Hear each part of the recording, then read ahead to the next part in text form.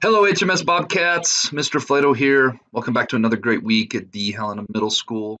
A brand new Bob lesson for you all today.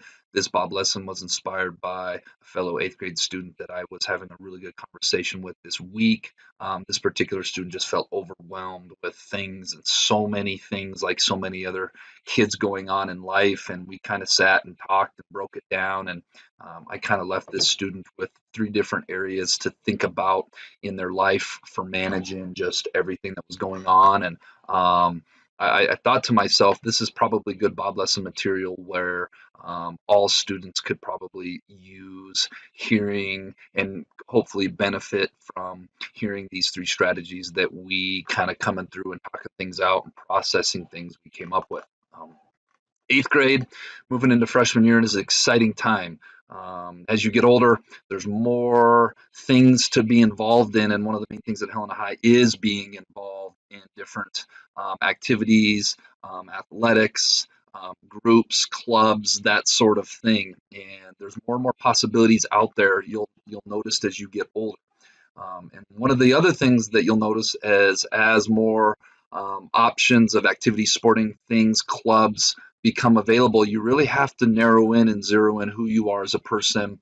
And, right now you have 24 hours. We all have 24 hours, and that never changes. So when you get older and you get spread more thin and you have more opportunities to do different things, you really got to be conscious of how you spend your time with organization and with all these things that come sometimes, and the pressures ramp up and the expectations ramp up as you get older and the responsibilities ramp up as you get older.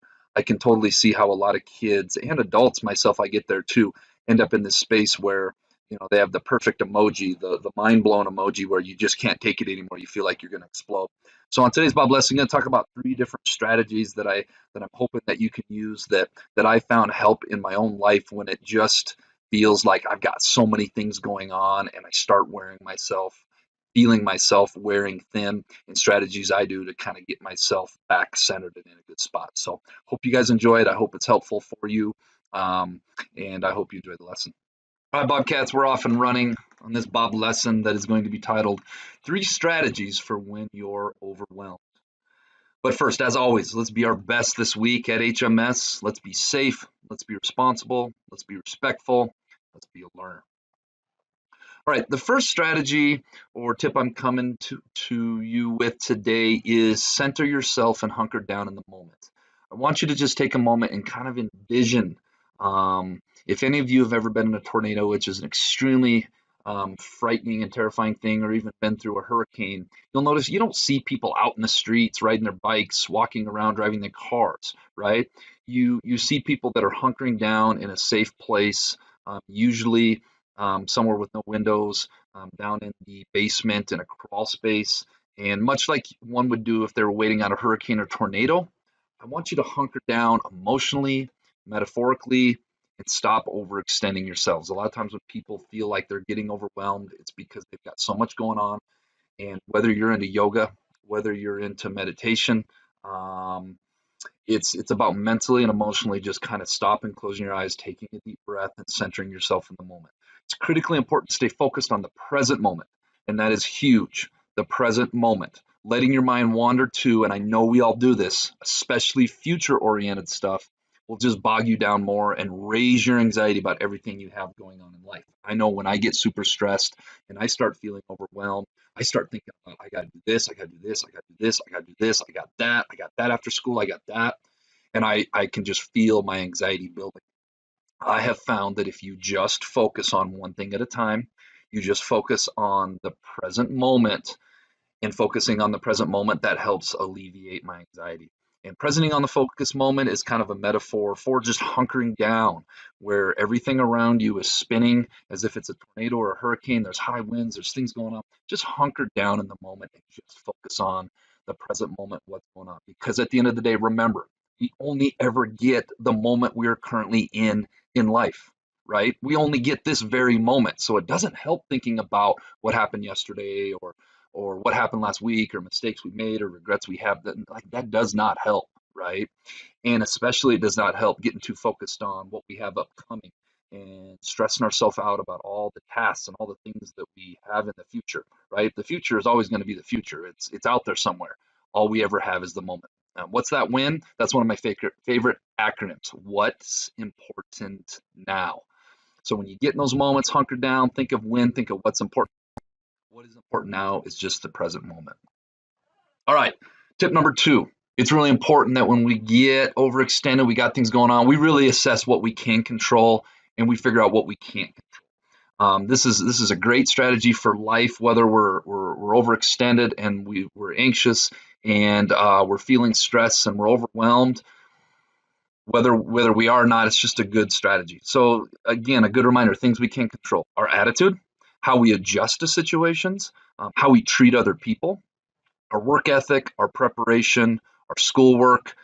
Those are just 6 things. There are many, many, many more out there. So when we end up in that moment, think about what we can control. The other thing we need to think about things we can't control, which is other people, which are life circumstances, which are how other people treat you, your parents or your guardians, whether other people like you or not, or your own inherent natural abilities, right? So when we're feeling overwhelmed, we really need to bring things back a level to focusing on things we can control. And if you catch yourself worrying or having these things that we can't control that are adding to your anxiety, you're adding to your overwhelmness, okay, you're not doing yourself a service. So focus in on things we can control. And the final tip I have for you today is we've got to eliminate the extras out of our life. I talked in the intro about how as we get older, how as we get into high school, we're going to have more and more and more things going on in our lives. And it can be very overwhelming. I remember my spring of my freshman year, I just felt like I had so many things going on. I was just wearing thin. I would have, I would get up, I would have 0 period. I would have football workouts in the morning. I would do school. I would have weightlifting. I'd have track practice. I'd go to baseball, homework. I just had a lot of things going on. At any given time in life, we have a myriad of hobbies, relationships, and other time wasters that we do. When life becomes a lot, we get overwhelmed. It's important that we go back and reassess. And sometimes we need to reprioritize our values, right? We're starting to get overwhelmed. We're starting to have a lot of things going on. It's at that point where we got to come back and figure out a values list. Okay, let me go down and list the things that are most important. And things that are at the bottom of our values list, that sometimes we have time for, and sometimes we don't. That may be some things that we need to eliminate. So what would be a good example of some of those things? I don't know, maybe hanging out with some friends that aren't in our inner circle. Maybe getting rid of a hobby that really isn't productive for you. Maybe getting rid of some screen time or getting rid of some Netflix time. Getting rid of some things that maybe aren't adding to your life and they're causing you more stress. Something that's very important is make sure you don't inadvertently eliminate things that are a necessary part of your self-care, like going to bed on time, right? That sleep deprivation, that's just going to make things worse. Or getting rid of your exercise routine. That's not going to help your stress relief. That's something that we need to do. The close friendships with family, those sort of things that are part of your self-care, we got to be very careful that we don't eliminate those things. So my final tip is taking an inventory, reassessing your value list, reassessing everything you have important in life, and figuring out at some point, what do I need to cut off of that and what do I need to get rid of? All right, let's get to this week's Jelly Bean Question of the Week winners, who are Addison Deeds, Paisley Neely, Declan DeBoy, Jace Kepler, Ella Lindsay, and Sine Bernal. Sine, I liked your little illustration on there too. What has a head and a tail? Something I don't remember it right off the top, but obviously that would be a coin.